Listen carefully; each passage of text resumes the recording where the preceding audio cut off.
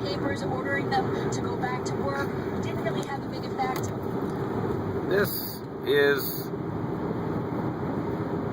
April 29th in Fort St. John. I don't get it. This is ridiculous. Absolutely ridiculous. This is like a snowstorm in January or December. Something is wrong here. And it's supposed to be like 15 degrees in 2 days. Welcome to the Peace Country.